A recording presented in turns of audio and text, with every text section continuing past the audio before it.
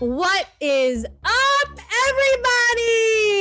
It is episode 36 of It's Sports Sis. We are so happy you're here today. My name is Christine. I am your average Joe Schmo when it comes to sports knowledge, and I am here to ask all the questions that you would have at home.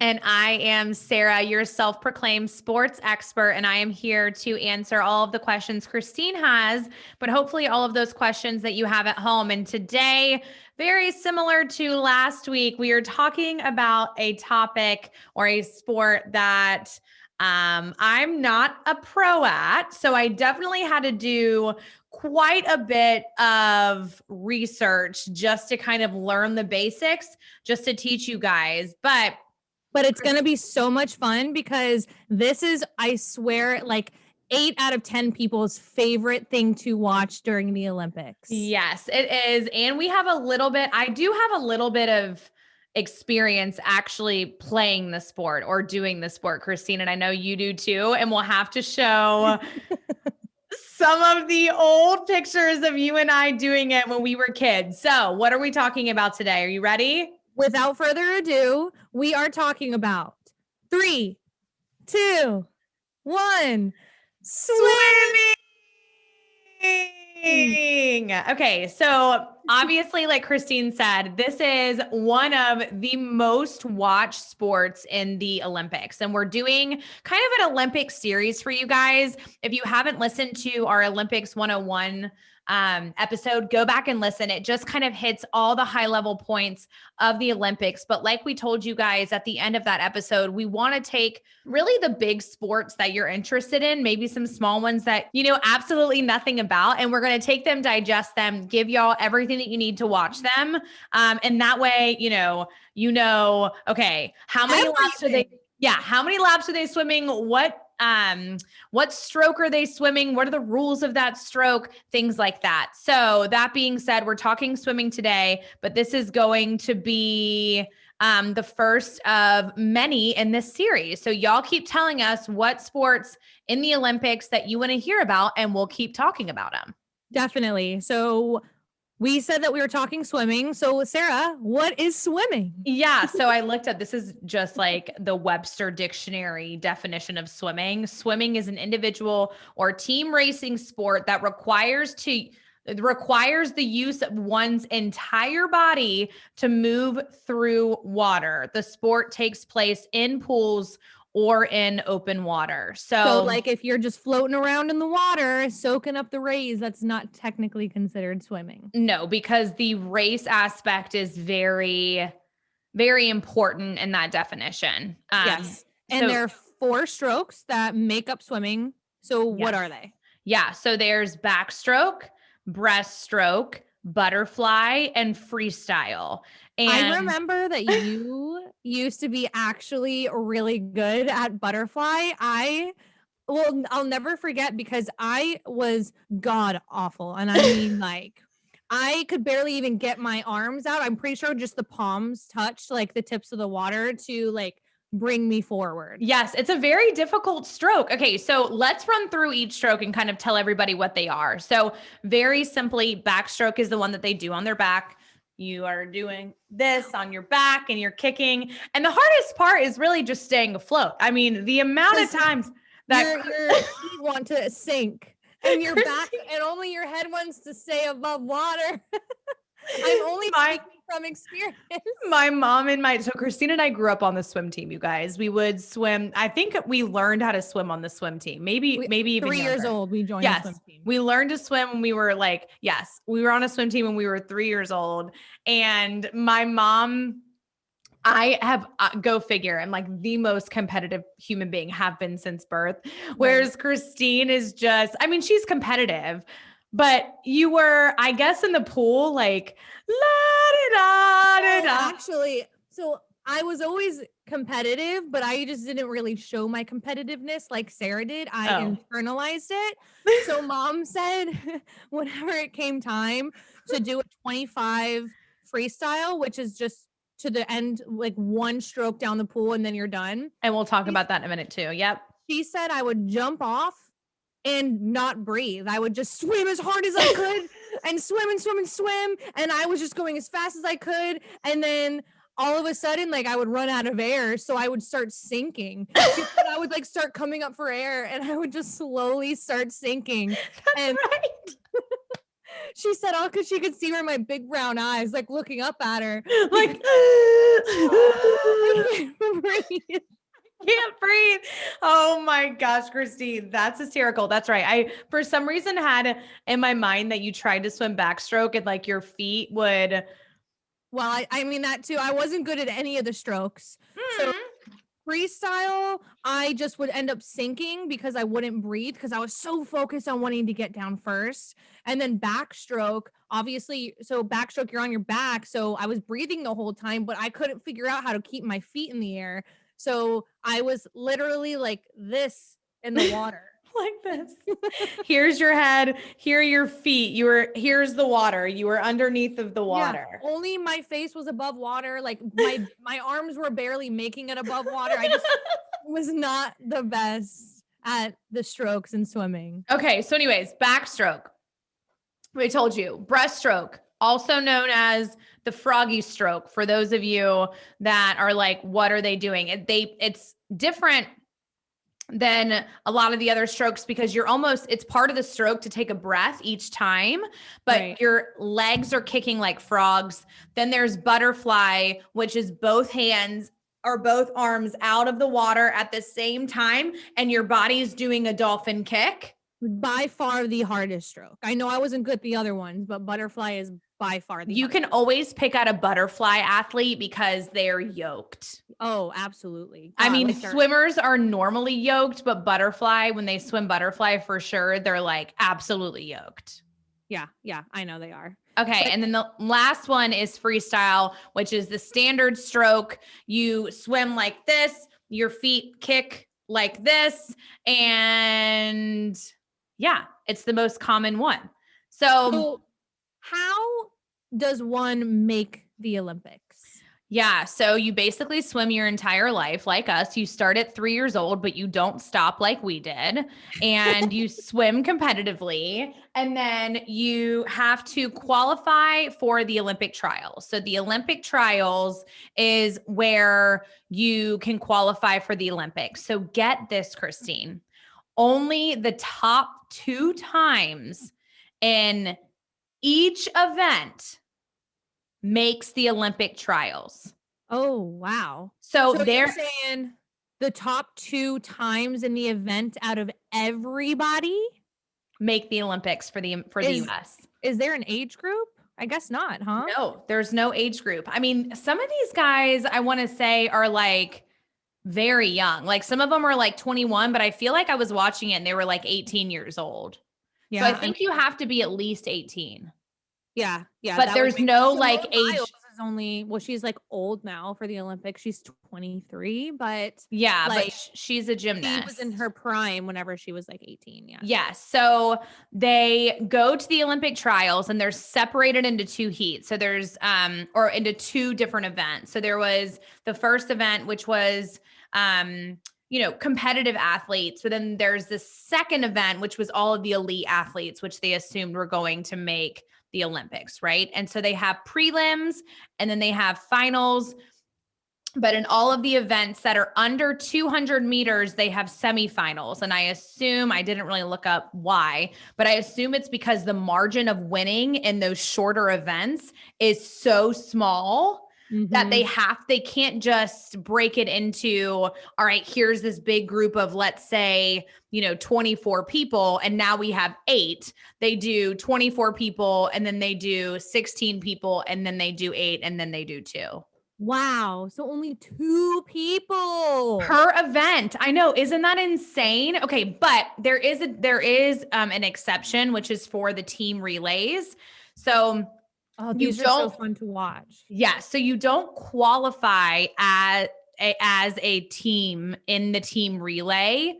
If you finish in the top 6 in the 100 and the 200 free events, then you earn a spot in the team freestyle relay.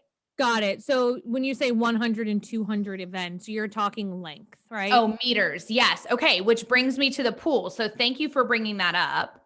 The swimming pool, an Olympic pool, has 10 lanes.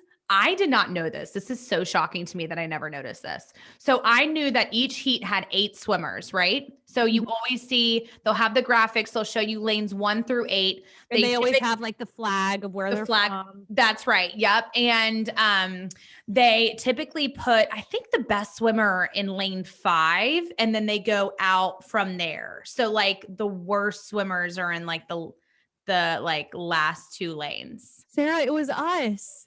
That was us in the swim team. We were always in the far right lane.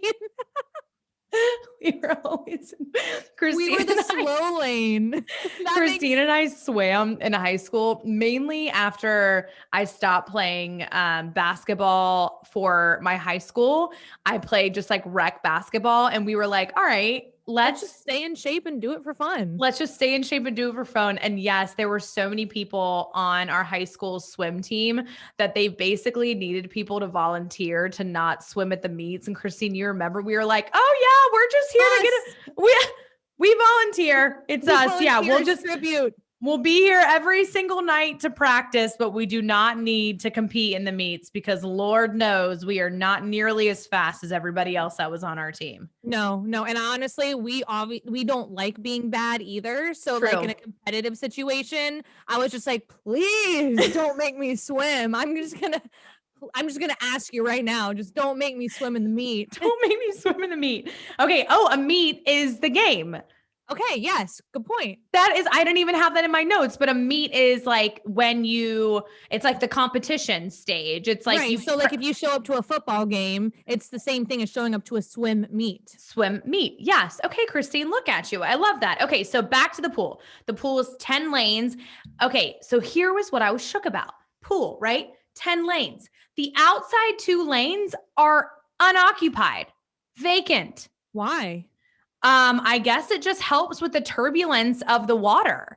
Oh, turbulence. That's something I never thought of. Yeah. So, okay. Is it harder to swim next to all these people? Or do the people on the outside have an advantage? No, I don't think so, because the lane lines, I learned this too, also stop the wake. So each lane is almost 8 feet wide, right? And I thought the lane lines were used just to separate the lanes, right? But they're made and designed to stop the wake from going into the next lane. Isn't that crazy? I've never known this. I know. Thank it is God for its sports, sis. Am I right? I know. Seriously, it's amazing. Okay. So each lane is 8 feet, 2 inches wide. The pool itself is 50 meters long. Mm-hmm. And the pool is 6 feet, 7 inches deep and is 82 feet across. Okay, so it's big. It is a big pool. Yes. So back to the 50 meters long, because that's really what y'all need to focus on and how they're going to label all the different events. You'll see 50, 100, 200, 400, 800. And if you don't know what those are going to be all variables of 50 that tell you how many laps, how many lengths of the pool these swimmers are going to be swimming of that specific stroke. Right. So like a 1,000 meter race would be. Yeah. So like the longest one is the 1,500 freestyle. And now I need to do math, Christine. Thank you very much. That's why I paused and I was waiting for you to fill in because I didn't want to do the math. So that would be 30 lengths of the 50 meter pool. So it's there and back 30 times? 30 times. That is ridiculous. Yeah, I know. I keep going back to our experience, but do you remember whenever we would just be done with like a 2-hour practice, we were ravenous for food. I was talking to Mom about this the other day, and I was like, Mom, do you remember when because our practices were late. They started at 8:00, didn't they? I think it was like 7 to 9:30 or something ridiculous on a school night. And so we would call Mom on our way home and we would be like, Mom, we're starving. And she would make us like this gigantic platter of food, and we would eat all of it at 9:30 at night and then wake up and then go to sleep and wake up and do it all again the next day. It's crazy though, swimming, the amount of calories that you actually burn because I was hungry all the time. Like Yeah. we ate so much right before bed and then woke up still hungry. Yeah, hungry again. I know it's ridiculous. So I remember when Michael Phelps has since retired. So this is the first year that you will not see him at the Olympics, which is very sad. But I think Ryan Lochte is back this year. Oh, remember he had his own TV show? Yeah, and Come on, Squad. You know what I'm talking about. He's a total idiot. Wait. What was it called? Oh, I forget what it was called. It was in Charlotte. Was it really? He practiced. He trained at No. The Bubble was where I was like, you're kidding. No, the Aquatic Center in Uptown though, where we would have our meets. Yeah, that's where he trained and he lived. It was called What Would Ryan Lochte Do? Ew, that was the name of his show. What Would Ryan Lochte Do? Yep, that was the name of his show. And he's a total idiot, Sarah. Have you heard him talk? Christine, I've met him in person. You did? I went to Oak Room one night. This was a while back. Oak Room, getting lit. I went to Oak Room one night. Don't Google it for those of you that aren't from Charlotte. If you are from Charlotte, don't judge me. This was a different time in my life. And I knew this guy who was like, they had the table, like, I don't know if it was behind or in front of the DJ booth, but he was like, come up here. And it was like me, Yesenia, and I think Lauren was with me, and it was Ryan Lochte's table. And so there were the three of us, and Ryan Lochte had, I'll never forget, it looked like, Barzar, is that his name? Bowser. He had the turtle shell with all the spikes on it. Yes, Bowser. Those were Ryan Lochte's. That's what his shoes looked like. They looked like turtle shells with like a bunch of spikes on them. And I literally was like, aggressive, gross. But he did pour me a couple of drinks. He was nice and it was very loud. So I didn't get to hear his dumb mouth talk very much, but it was a good time. It was fun. And I met him in person. So that's kind of cool. Sarah, that's cool. That's a story I never knew about you. I never knew you met Ryan Lochte. Yes, I met Ryan Lochte. Though, if he's coming back to the Olympic Games this year, he's a great swimmer. He doesn't really need a brain to be a good Olympic swimmer, right? So I'm excited to watch him. I know. Me too. So yes. So, okay. I'm going to run through all the different events very quickly for you guys, just so you know. And then next to it, I'm going to tell you how many lengths of the pool that is. 50 freestyle. This is an all out sprint, right? This is one length of the pool. That's it. And it's like the times are going to be within like milliseconds of each other. Like they're going to be so freaking close. So if that would be the time that you just don't breathe. Yes. You just, and you're swimming to the end. Yeah. Okay. Then there's 100 freestyle, which is 2 lengths, 200 for 400, 800, 800, 16, and 1500, like we said, is 30. Got it. And then, so they have the most events in freestyle. Like I said, that's the most popular stroke, but they also have backstroke, breaststroke, butterfly, and what's called an individual medley. Shortened, you'll hear them call it an IM. And they have it a 200 and a 400. And the individual medley is a combination of all 4 strokes. So I love watching the medleys. I know, me too. So one person swims all 4 strokes. And even though so the 200 individual medley is 50 meters of each stroke. So one length of each stroke. The 400 individual medley is 2 lengths of each stroke. So it's not like you'll see the 200 IM. It's not 4 lengths of the pool for each stroke. It's total of all the strokes. Does that make sense? Yep, that makes sense. And it goes in order. So it's always fly, then back, then breast, then freestyle. Yes, absolutely. So they dive in, they start with butterfly, then it's to backstroke, then it's to breaststroke, then it's to freestyle.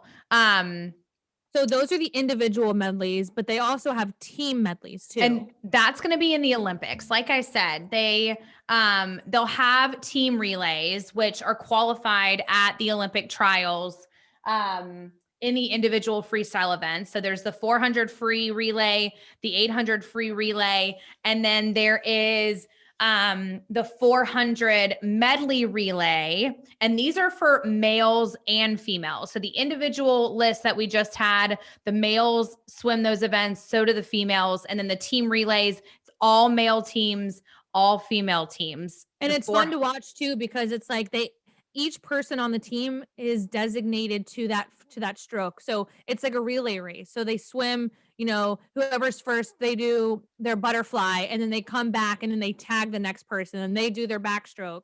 Okay, so here's the difference. So the IM is the individual medley is butterfly, backstroke, breaststroke, freestyle. But the team relay is set up and structured a little bit differently. And the reason being is because if they started with butterfly, then when they come back and tag, they can't dive in and do backstroke. Does that make sense? They start with backstroke. I remember so that. It's back, breast, fly, free. Right. Okay. Got it. So it is a little bit of a different setup than the IM is. But what's really cool this year, Christine, and I saw this whenever I was watching track Olympic trials, they're going to have a mixed medley relay, and it is brand new in the 2021 Olympics. I saw that. What is it? It's a mix of 2 men and 2 women from each country. So they'll still be swimming all 4 strokes in the same order. So back, breast, fly, free. But you're going to have, instead of having all of one gender and all of another gender, so all female and all male, they're going to have 2 females and 2 males. And then that team gets to decide whoever, like they're not forced to go male, female, male, female. If the team team wants, whatever order they want. Whatever order they want. So like a female could be racing a male in freestyle. Like it doesn't have any order. You get to choose. How fun. Oh my gosh. I know. I'm so excited. So the team gets to choose, but I did want to touch on the swimsuits just very quickly, because I think over the years they have changed a lot. And Christine, you're probably scrolling through my notes like, oh my gosh, did you really need to take this many notes on swimsuits? But the short of it, I know the short of it is the past would be the less that these swimmers would wear. This was like in the early years of swimming, right? Probably when we started in like the 90s, it was like the less clothing, the Speedos. Yes. This more skimpy, the better, right? They would shave their entire bodies and they would wear like these tiny little Speedos. The women would wear, one pieces that were like this big and would like shove themselves into them. But over the years, it's kind of morphed into these bodysuits. And FINA, which is the International Swimming Federation, banned certain types of swimsuits. So there was a period in like the early 2000s where you would see pretty much like men wearing like full length pants and like over the shoulder, like they looked like wrestling outfits, but like they were to their ankles, right? Right. So they banned those. Now men can only wear jammers, which are long shorts, and women can wear basically jammers with shoulder straps, so they can obviously cover their boobs. But interesting. So I'm assuming they banned them because it gives them the advantage, because I mean, I guess the more spandex you're wearing, the more water repels off you. I mean, there's gotta be some science they said that it just gave, because people started like adding like plastics to and like different rubbers to their suits that would, make them faster. I don't know the science behind it.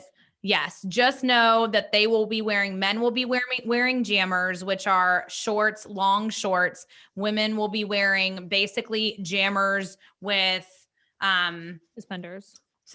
Oh yeah, Christine, there you go. Suspenders. Perfect. What about the goggles? Is there any cool science behind their goggles? I mean, they usually are fogless of some kind. There's nothing worse than diving into the water and getting an eye full of water. Yes, I know. So they make sure that they're like perfectly fit into their eye sockets. Suction cup. Like, Yes, I mean, suction like cups. their They're usually eyebrows are probably like falling over their goggles because they're on so tight. I wanted to wear my goggles I wish and you would my have. swim cap on this so badly, but we're like in the middle of moving. And so all of my stuff is at the new house and I couldn't find it. I know. So anyways, the goggles are the most like you literally see somebody in their goggles and they look like a bug. It's ridiculous. But yes, to Christine's point, if you dive in and they fall off, there is literally nothing worse. You've just given yourself a bad omen. It's like impossible to finish the race. And it ruins everything. Stop.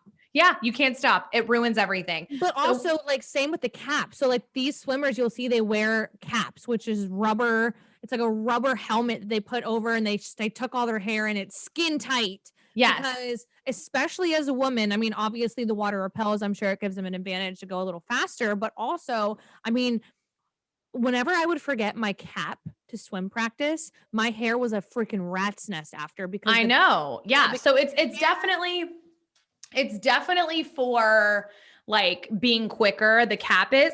But what I found out during this whole research thing is a lot of these professional swimmers and these elite swimmers will wear one cap to tuck their hair in, goggles, and then another cap so that their goggles stay in place and that I know, how genius. That is kind of genius, although it kind of gives me a headache just thinking about it. Oh, I know. Definitely a lot of pressure. Can't even wear like a hair tie for too long because my head starts to hurt. Yeah. So I did, before we hop off, Christine, just want you guys, I mean, besides the strokes, besides the lengths, besides, what to look out for, who qualifies, there are, a couple of rules besides just the technique with swimming.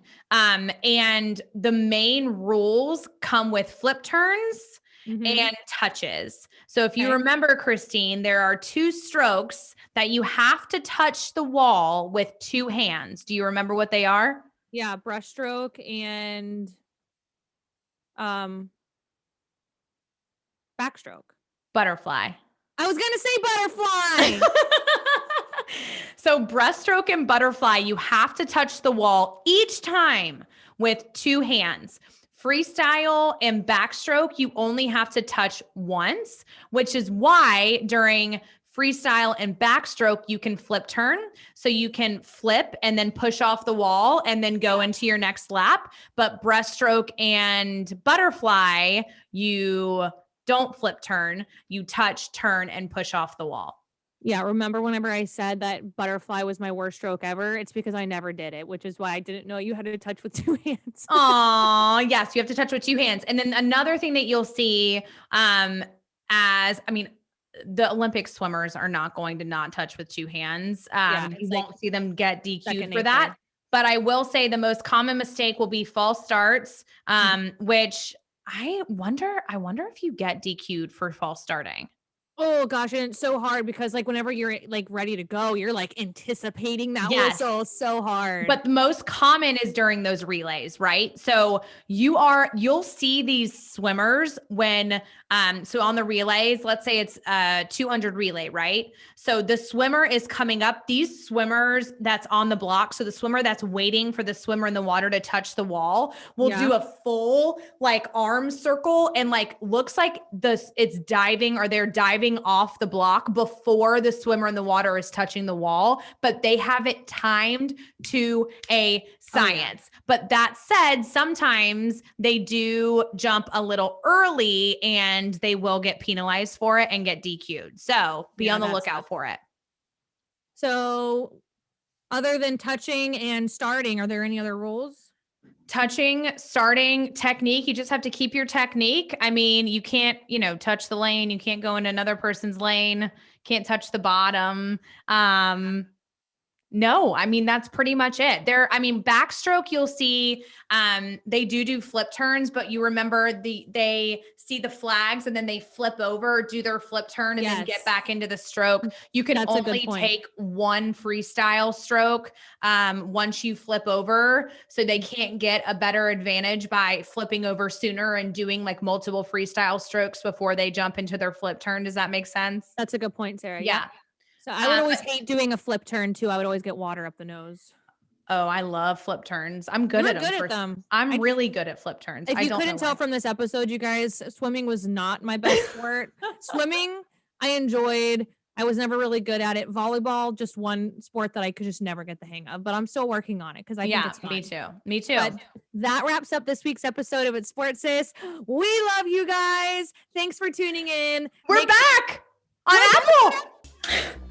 Make sure you give us 5 stars, please. That's why we do so well, is because of you guys giving us 5 stars and giving us reviews. So you're the best. And make sure you follow us on Instagram. Subscribe to our podcast if you haven't already. And we'll see you next week. Bye-bye. Bye.